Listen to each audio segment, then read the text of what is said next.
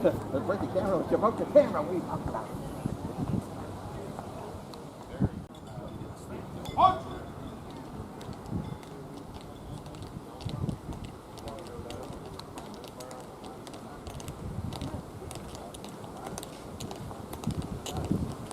Mark.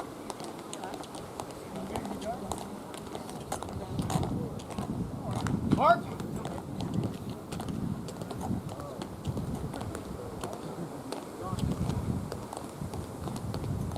Mark! Mark!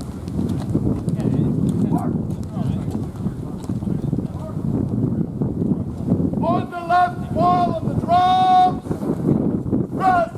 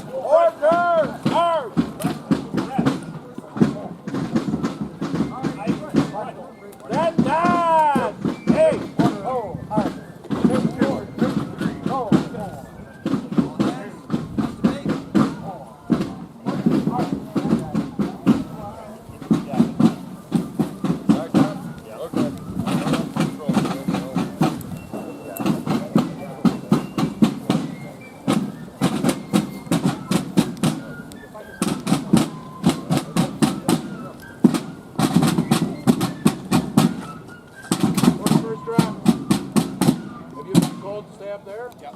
10, steady up! Attention! Shoulder! Arms!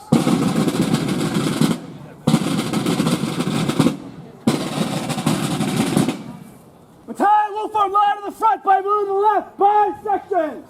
Left wheel! March! Hold the rest. Hold the front. Maintain the distance for the colors on the right! Dress! Right. No, maintain dressing right. Dress right.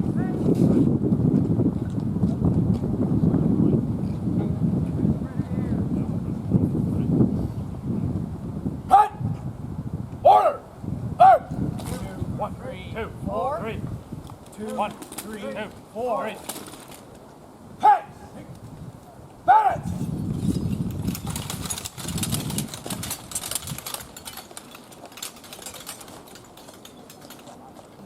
Shoulder! Arms! 1, 2,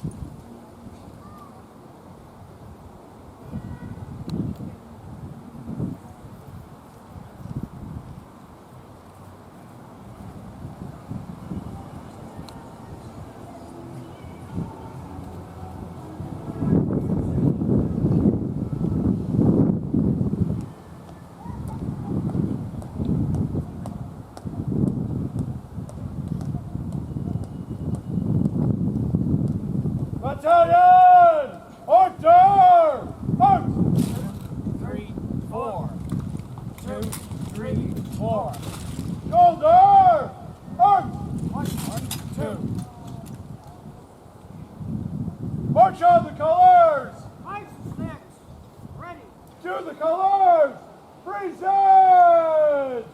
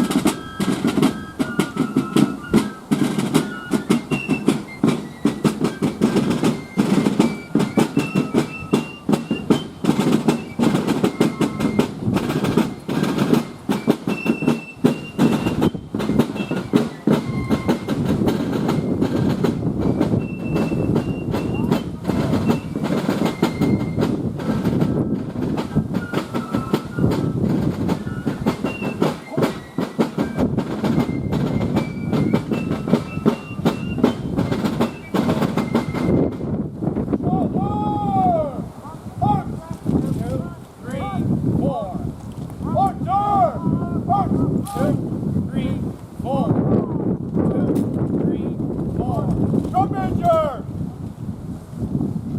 Carry on! What next? Later!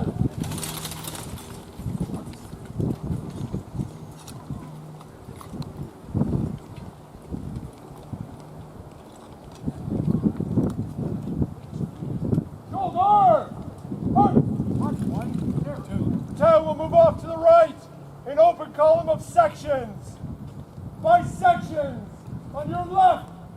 Backwards wheel. March!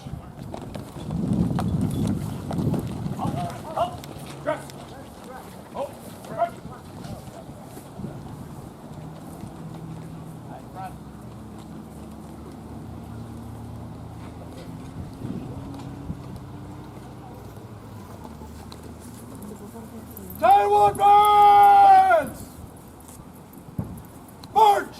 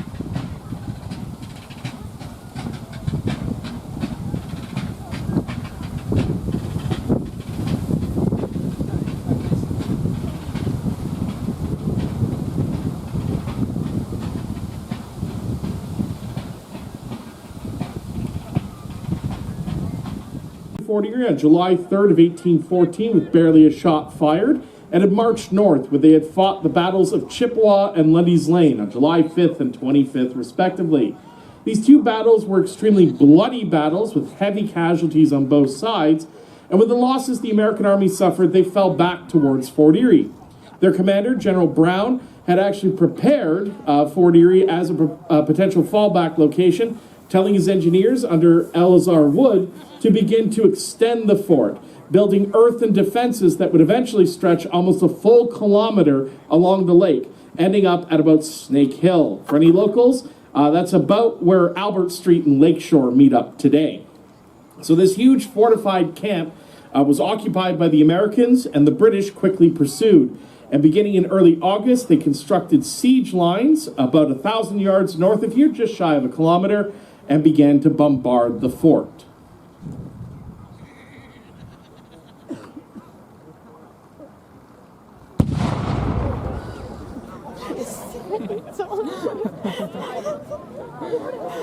Oh shit, my pants.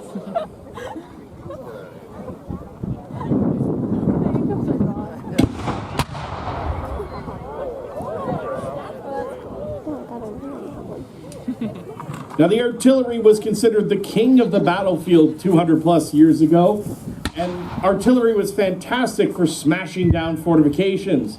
If it struck against stone, it shattered. Against wood, it splintered. But therein lay a problem.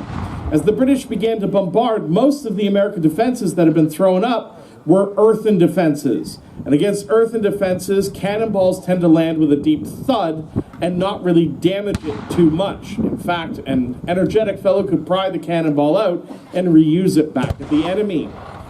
The Americans responded with counter battery fire, bombarding back and forth. And this bombardment continued day in, day out for several days.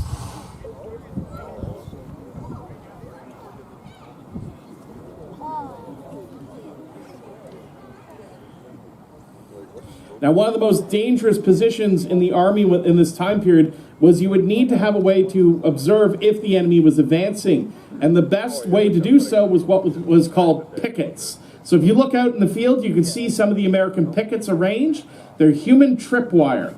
What pickets were told to do is if the enemy began approaching, or even a threat of the enemy approaching, they were to fire their muskets and immediately fall back towards the defenses.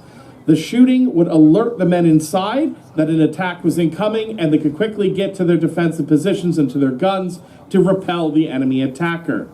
It was dangerous because if you were caught unawares, the enemy would have wholly slaughtered a picket if they came upon them. The quieter, the better. The British had actually prepared for their attack on Fort Erie by instructing many of their men to go in without flints in their muskets, which seems odd. Without a flint, you can't shoot, but a bayonet's quiet, and a bayonet has a very high fire rate, so to say. No misfires, no difficulties like that. And with a quick attack, a bayonet could easily carry a fort.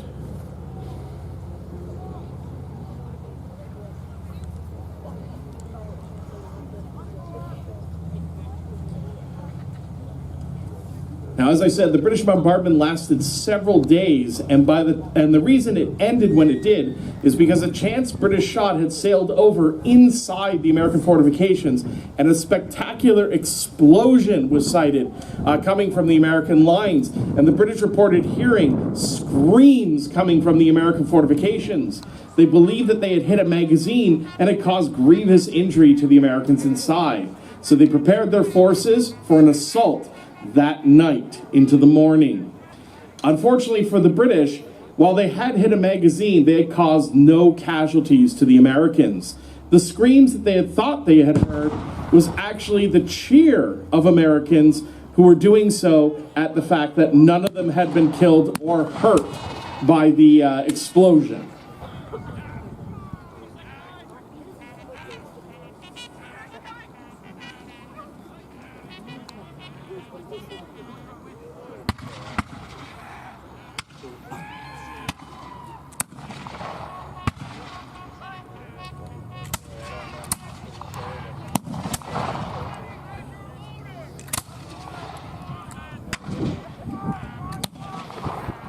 And you see the pickets doing exactly what they're supposed to do: fire, retire, slow down the enemy, alert your own forces where the enemy is coming from.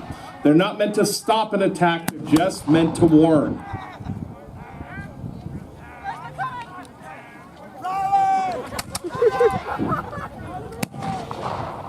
The British assault was actually planned for 3 different assaults. The first of which was to be the southern position at Snake Hill, was led by the Régiment de Watteville, a Swiss regiment in British service. Contrary to popular belief, the British Army was not as British as we like to think it is. If you were to take 5 soldiers of the British Army in this time period, 2 of them would not have been from the British Isles themselves. The British didn't care what color, creed, or code you were. If you were willing to fight, they were willing to have you.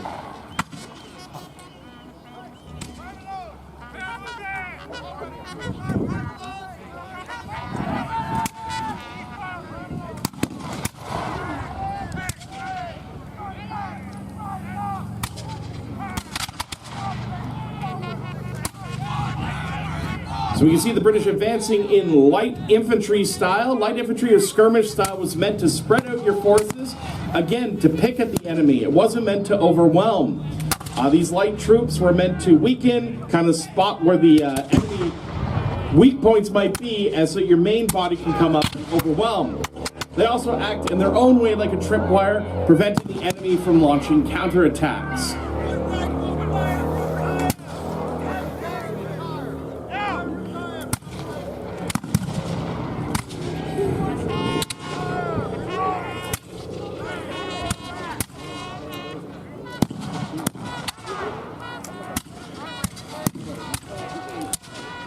Now, as the troops are advancing across the field, you may notice sometimes when they pull the trigger, nothing happens. The weapons they're using are flintlocks, which means that it's a flintlock mechanism on the outside, a piece of stone hitting a piece of steel, that sets off a chain reaction that causes the firearm to discharge. As a result, you have a very big problem in that it is exposed to the elements. Rain, wind, or snow will heavily affect it. The weapons themselves get very dirty very quickly from the black powder residue. Your flint may shatter or it may dull itself. All these things mean that even on a good day, flintlocks misfire about 20% of the time. One of the reasons why, if you watch the light troops, they only fire one at a time from their pairs, is if you have a problem with your musket, your friend has got a loaded musket to keep an eye on you. One of the ways that you might fix it is you could wipe it out, you could try to clean it off, you might use a prick to try to clean out the touch hole so you don't get a flash in the pan. But one of the other things you can do is take a metal tool and tap at the edge of the flint, giving a new sharpened edge. This is called napping. Now, it's very important you do not let your enemy see that you're napping, because if you're napping, you can't shoot back. So, as the saying goes, don't get caught napping.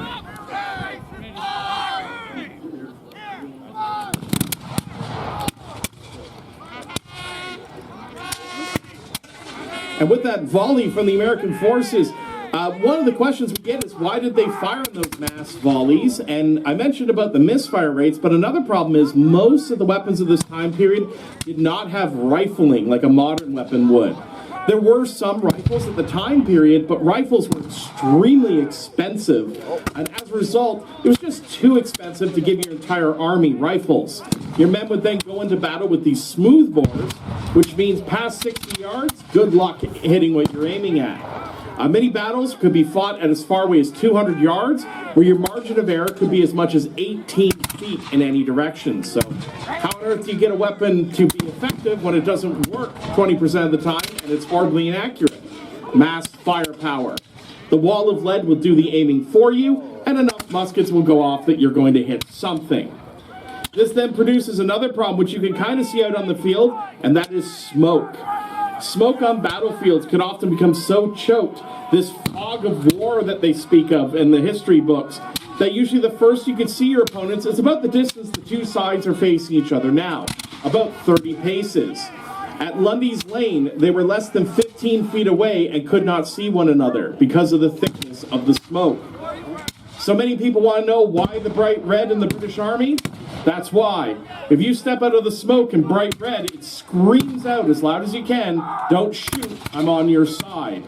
So the British are in red, the Americans are in blue. What do you think happens to clever fellows who decide to wear camouflage? Well, they get shot at by everybody. Friendly fire was a serious issue throughout the war. At Lundy's Lane, there were green-coated Canadians who took more losses from the British than from the Americans. And there was also a gray-coated American brigade, which for 20 minutes took fire from both sides. So camouflage is a great idea today, but 200 years ago, it could make you what they would have said at the time, a landowner.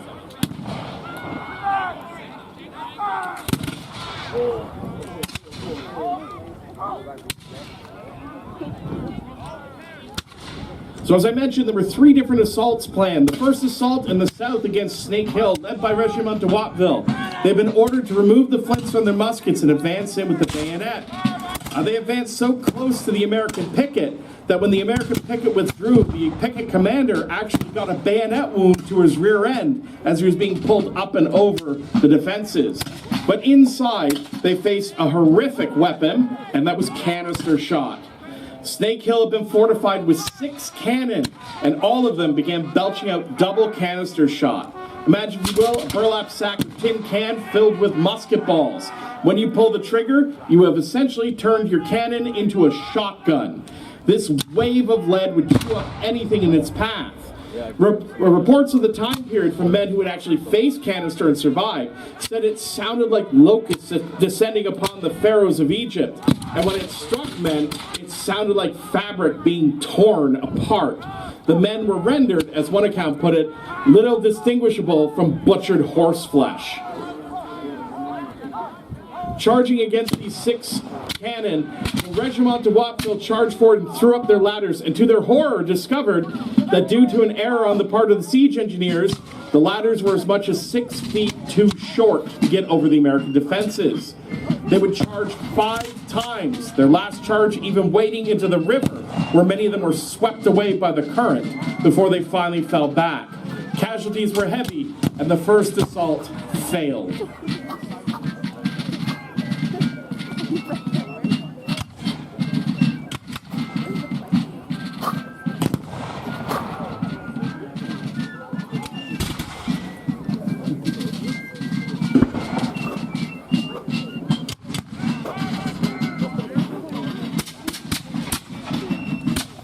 Now, we've got some good hearty Canadians in the crowd, right? You will be pleased to know we have a Canadian regiment on the battlefield, 100% Canadian. They're fighting for the Americans. In 1813, 153 Canadian subjects joined the Americans as the Canadian Volunteers. Their commanding officer was actually a member of the legislature who, in the winter of 1813-14, burnt his own constituency down, the village of Newark.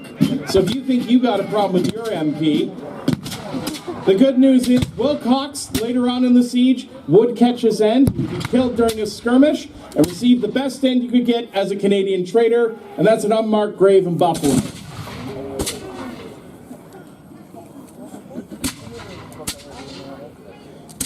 Now, ladies and gentlemen, I would be remiss if I did not mention the Niagara Parks Commission has gone without any tax dollars funding its operation since 1895. What you are seeing before you is put together by the hard work of volunteers like these reenactors, but also by funds that have been put into the fort by people purchasing admission tickets, buying an ice cream, and things like that.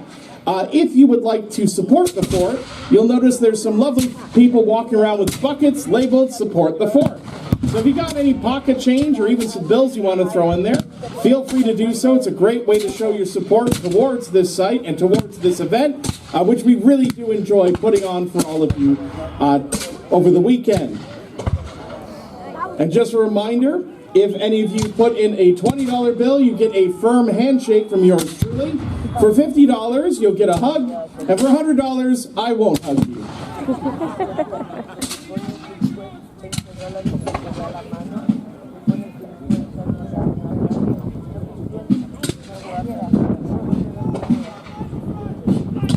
With the failure of the first assault, the next 2 assaults went off.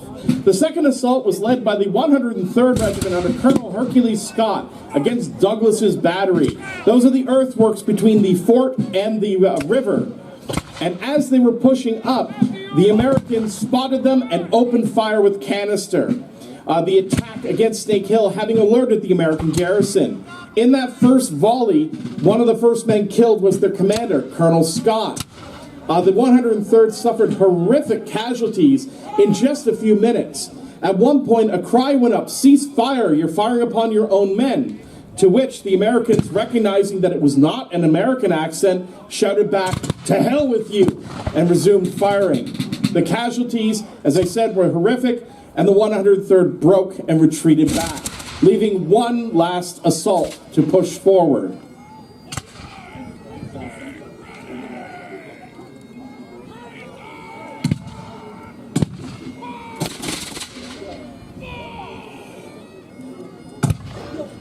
During any assault against a fortification, you are going to have specialized troops from the regiments that are going to be leading the forefront, either in the forlorn hope, as they would call them, your first wave in, or you would even have what are called pioneers. If you pay close attention to the British lines, you'll notice some of the soldiers have beards and a large leather apron being worn. Pioneers were specialist combat engineers who were in the regiments. Paid and trained like regular soldiers, a little bonus on top, they went into combat with axes, bill hooks, picks. These men were sent in to tear down defenses in front of them. And the most common feature they faced was what was called abattis. The Americans had taken uprooted trees, tangled the roots together, and sharpened them, facing them outward, kind of like a barbed wire of the era. The pioneers' job was to get in, hack this open, and get the men through.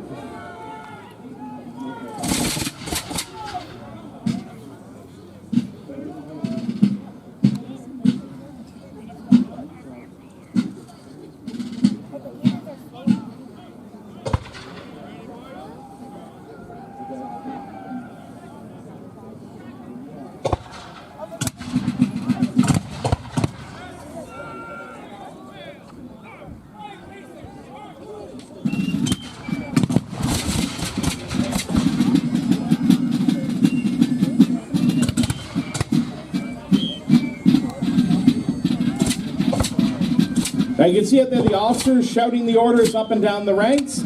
Officers are easy to spot, usually in both armies, because of their nicer looking uniforms. They have nicer looking uniforms because they paid for them.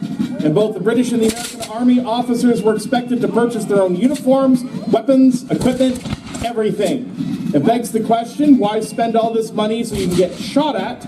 Well, for a lot of British men, they were usually the last in line for inheritance. Their father would buy them into the army, and from there on out, they're on their own. But if you're a brave and courageous officer, you can win prizes, promotion, land, and title.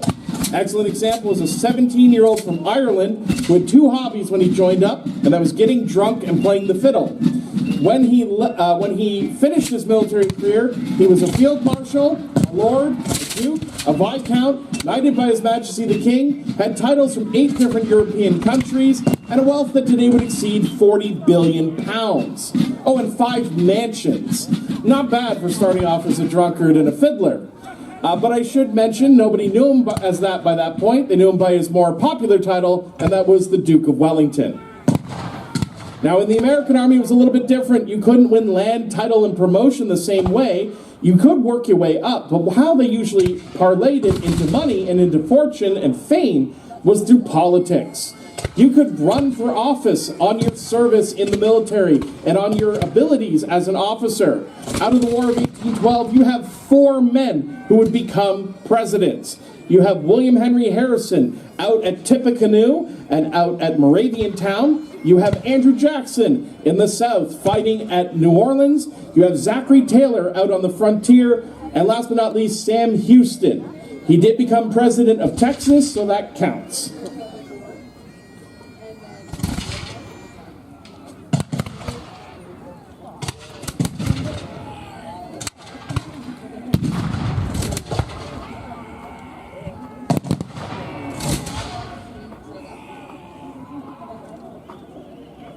Now, the third assault was led by the 104th New Brunswick Regiment, commanded by its officer, Lieutenant Colonel Drummond. William Drummond led his men into battle, actually carrying a boarding pike, a naval weapon traditionally, knowing that in close combat it may be more useful than his normal sword, entrusting his sword instead with the surgeon of the 89th, a man by the name of William Dunlop.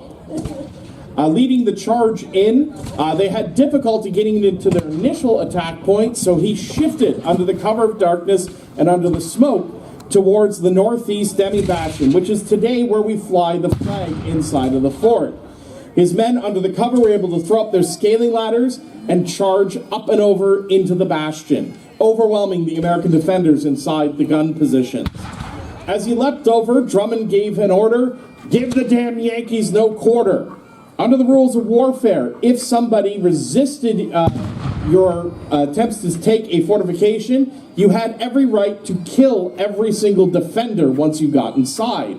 Drummond seemed in that moment willing to do so that day, or perhaps it was to strike fear into the Americans as they pushed over.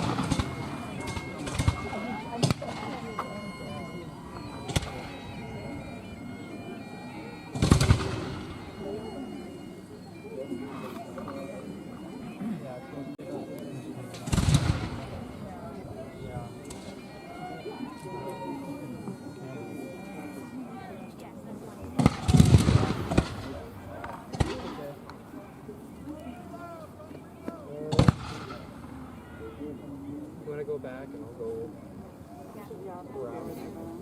Okay.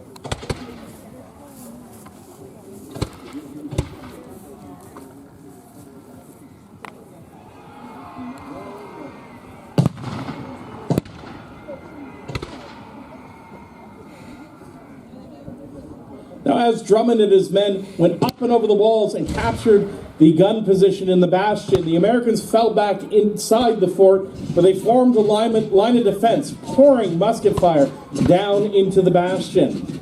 The British quickly realized that there was a weakness to their attack. The earthen wall cutting the fort in half created a bottleneck, which the British could not force their way out of, but on the other hand, the Americans could not force their way into. A bloody seesaw battle went back and forth as casualties began to mount. One of those killed was Lieutenant Colonel Drummond. Leading the charge down, he was shot through the chest, and his body was later bayoneted. There is an account that his body, after the battle, was stripped, and they found a copy of his orders in his breast pocket, with the word bayonet in free use of the bayonet underlined by the bayonet stab that had gone through him.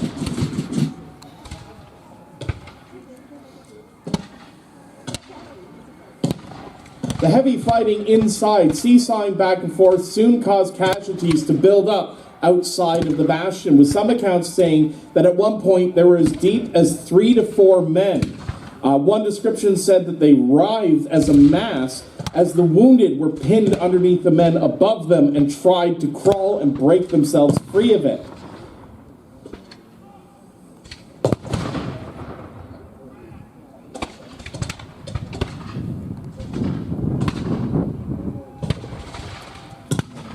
Now, in the midst of the heavy fighting, alongside the British regulars who had gone up and over had been men of the Royal Navy and of the Royal Artillery, with the express purpose of commandeering American guns and turning them on their former owners, which they did. The British turned around a heavy gun inside the bastion and began blasting into the fort. Now, to give you an idea, these heavy guns, testing had been done in the time period, and they found a gun of this size could have cleaved through as many as 34 men at a range of 450 yards. You can imagine the carnage that is wreaking in such a tight space as the interior of the fort. So the Americans did what they thought was right. They turned around a heavy gun as well on the center gun platform and returned fire. The gruesome back and forth lasted only a few shots before a shot from the captured British gun struck the American gun, knocking it off of its carriage. They then turned it down into the parade square and began cutting bloody holes through the American ranks inside. Dawn was approaching, though, and the British knew they would have to catch it sometime. But then, tragedy struck them. We're not sure how it happened. The most prevailing belief is that the turning around of the gun caused sparks to get forced through the floorboards, where underneath was a powder magazine. The magazine ignited, setting off between 300 to 400 pounds of gunpowder in a terrific explosion that flung earth and flame 200 feet up and out of the bastion, destroying it and a third of the building connected to it. Its force was testament that the captured gun was found 300 feet outside of the fort, that gun weighing over a ton. In that explosion, British losses were estimated to be between 200 and 300 alone as a result of the explosion, but also from the raining debris and many men falling into the ditch onto the bayonets of their comrades below. This ended the night assault. And with the conclusion of the reenactment is a tradition amongst the reenactors. We recognize that the uniforms we wear, uniforms like this were worn 200 plus years ago, and the ground we walk on was walked before. This is a battlefield. Men fought and died here. And as historians and as lovers of history, we recognize that, and we'd like to honor it through the playing of a lament for all of those, be they British, Canadian, American, or Indigenous. During the playing of the lament, we ask that you please remain silent and that you remove your caps if possible.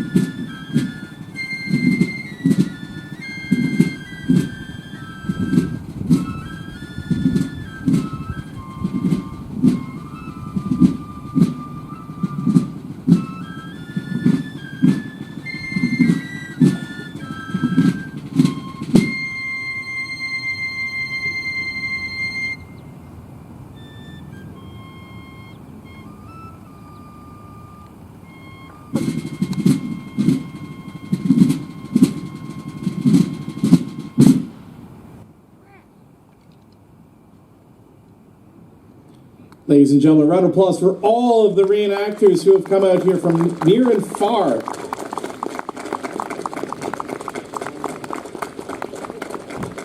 This event could not happen if it weren't for the dedication of the reenactors out on the field.